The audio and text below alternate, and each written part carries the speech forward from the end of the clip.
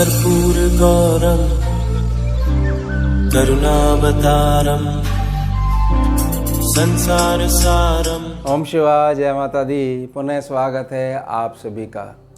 चलिए हमारा विषय ले लेते हैं। अब जो जातक हैं उत्तम मकान देख रहे हैं, बहुत अच्छी प्रॉपर्टी उनको समझ में आती है, दाम भी उसके ठीक हैं, लोकेशन भी बहुत अच्छी है। बस एक समस्या है वहाँ पर कि ऐसी जानकारी आपके ज्ञान में आई है कि इससे पहले जो लोग यहाँ रह रहे थे उनके साथ एक घटना हो गई थी, किसी की मृत्यु हो गई थी और मृत्यु भी जो है थोड़ा सा कष्ट देकर ही गई थी और पूरा परिवार डिस्टर्ब रहता था। ये ऐसे समझिए कि उस मकान में किसी ने सुसाइड कर लिया था, आत्महत्या कर ली थी।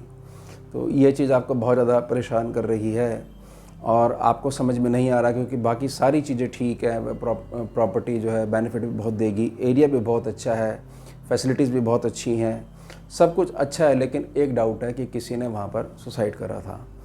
तो इस बात को समझिएगा कि बहुत ज़्यादा बुज़ुर्ग व्यक्ति जिसका बहुत ज़्यादा उस घर में सम्मान होता था और अपनी तीसरी पीढ़ी देख के गया है और बड़े खुशी से गया है, तो वहाँ पर तो कोई दिक्कत नहीं है। फिर भी जो नॉर्मल जब पूजा पाठ होती है, जब आप घर लेते हो, हवन इत्यादि होते हैं, शुद्धि होती है, वो तो करवानी ही चाहिए, क्योंकि सारा ऊर्जा का प्रभाव है। अब हम बात करते हैं ऐसे जातकों के बारे में कि जहाँ पर जो जातक जो एक्सपायर हुआ है, शरीर जिसने त्यागा है, प्राकृतिक रूप से वो बहुत ज़्यादा दुखी रहता था और उसको जीवन भर उसकी कोई वैल्यू नहीं हुई है, कोई मान सम्मान प्राप्त नहीं हुआ है। इस केस में भी और दूसरे केस में कि पता नहीं अचानक क्या हुआ कि जो पहले लोग रहते थे उनके किसी एक मेंबर ने वहाँ पर सुसाइड कर लिया, आत्महत्या कर ली। अब दोनों ही सूरतों में हम लेके चलेंगे, लेकिन जो थोड़ा सा मेजर जो ऊर्जा जो ख़राब होती है वह ख़राब होगी जिस व्यक्ति ने स्वयं ही अपने प्राणों को ले लिया था। देखिए, जो ऊर्जा जो है जब तक व्यक्ति को पूरा निचोड़ नहीं देती है तब तक इतनी हिम्मत कभी भी नहीं आ पाती है कि व्यक्ति स्वयं ही प्राणों को ले ले। यानी जब जो है जीवन की जो वैल्यू है इतनी ज़्यादा शून्य हो जाती है कि अब जीवन हो या नहीं हो कोई फ़र्क नहीं पड़ता है, तभी व्यक्ति ऐसे स्टेप पे जाता है। ऐसे स्टेप पे जाने के लिए व्यक्ति के पास बहुत लंबा समय होता है, धीरे धीरे वह घुटना शुरू हो जाता है और अंदर ही अंदर जो है ख़त्म होना शुरू हो जाता है। तब जाके मात्र एक ही रास्ता बचता है उसके पास, उसके अकॉर्डिंग। वैसे तो यह पाप की दृष्टि में आता है, क्योंकि इसके बाद प्रेत की योनि मिलती है। तो अब आपको ये चीज़ समझनी है कि यह एकदम कि क्विक डिसीजन नहीं हो सकता है, ये धीरे धीरे धीरे धीरे हुआ है। अब धीरे धीरे अगर हो रहा है तो हमारे को सबसे पहले समझना पड़ेगा कि ऊर्जा की प्रॉपर्टी क्या है। सीमेंट की प्रॉपर्टी यह होती है कि सीमेंट के पास दो विशेषताएं हैं। यह विशेषता है कि सीमेंट कितनी भी ऊर्जा, इमोशनल एनर्जी अपने अंदर ग्रहण कर सकता है, और यही विशिष्ट गुण थोड़ा सा गलत भी है कि वह यह नहीं समझ पाता कि उसको क्या ग्रहण करना है।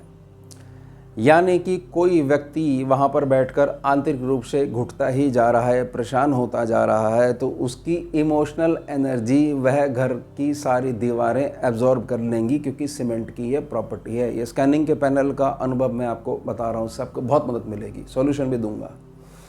उसी के स्थान पर अगर जो घर है वह चूने से बना हुआ है, तो चूने के पास इतना ज़्यादा फिल्टर वाला दिमाग होता है, उसकी प्रॉपर्टी होती है कि उसको यह पता है कि घर में खुशी देने के लिए मुझे कौन सी ऊर्जा को ग्रहण करना है, कौन सी ऊर्जा को ग्रहण नहीं करना है। यानी कि वह व्यक्ति जो बाहर से नेगेटिव प्रभाव से एक प्रकार से इफेक्टेड होके आया है, जैसे ही वो घर के अंदर आएगा तो उसकी जो ऊर्जा उसके साथ चल के आ रही थी, चूने वाला जो मकान होगा वह उस ऊर्जा को बाहर ही निकाल देगा, और जैसे ही वह घर का मेंबर अंदर आ जाएगा तो जो चूने वाला जो घर होगा वह उसको ऊर्जा प्रदान करनी शुरू कर देगा। एक ही दिन के अंदर या एक ही रात्रि में वो सारे इश्यूज़ के डिज़ॉल्व हो जाएंगे और वह खुद इस बात पे सोचेगा कि बताइए देखिए मुझे कितनी नेगेटिविटी आ रही थी, मैं क्या सोच के बैठा था, कहाँ से कहाँ पहुँच गया था।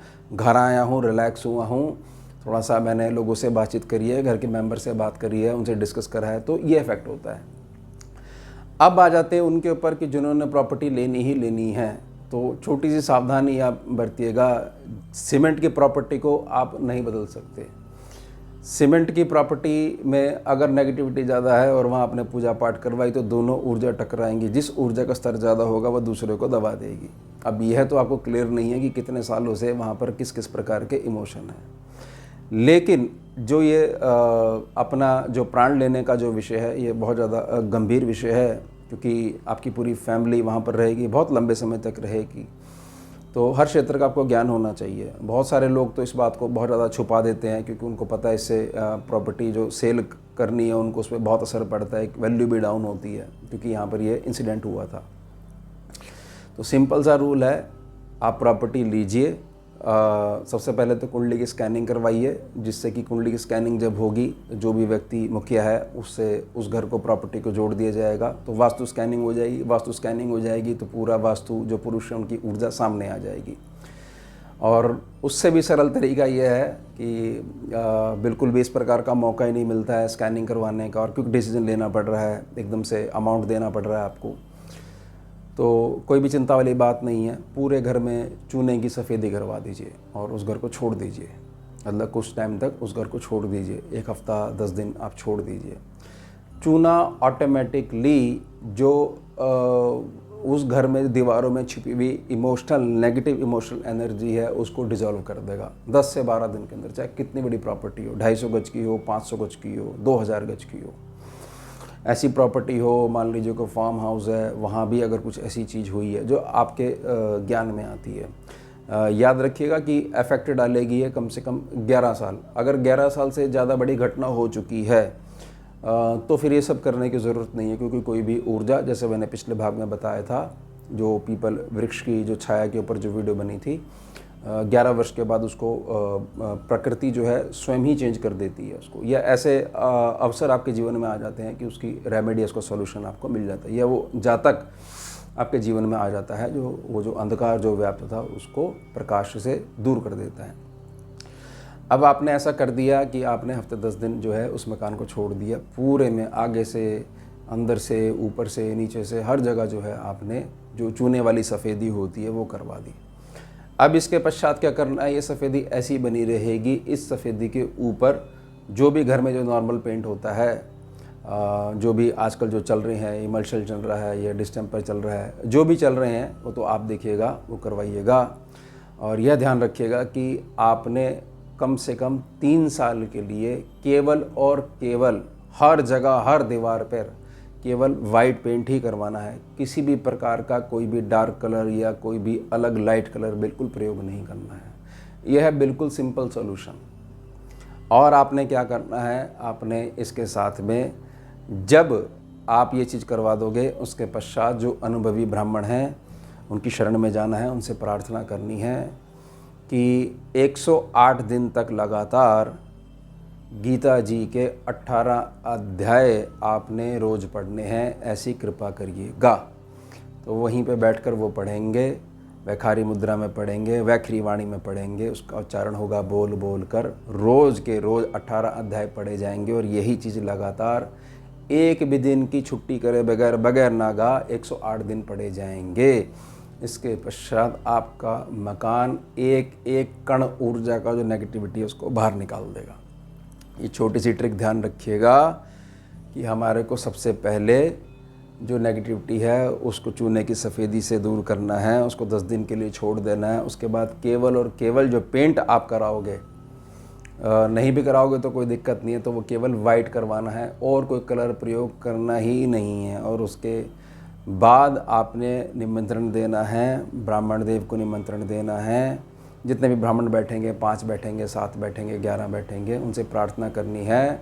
18 अध्याय आपने रोज़ पढ़ने हैं और लगातार 108 दिन पढ़ने हैं और उत्तम दक्षिणा देनी है। सभी ब्राह्मणों को आपने प्रसन्न करना है, क्योंकि अब आपने एक जीवन का एक लंबा हिस्सा या समझिए कई पीढ़ियां आपने वहाँ पर बितानी है। ध्यान रखिएगा, ये छोटी सी ट्रिक है और सबसे बेहतर सॉल्यूशन यही होता है कि कुंडली स्कैनिंग के पैनल पर डलती है, डायरेक्ट एकदम वास्तु स्कैनिंग हो जाती है। तो ध्यान रखिएगा, ये बहुत सीधा सॉल्यूशन है।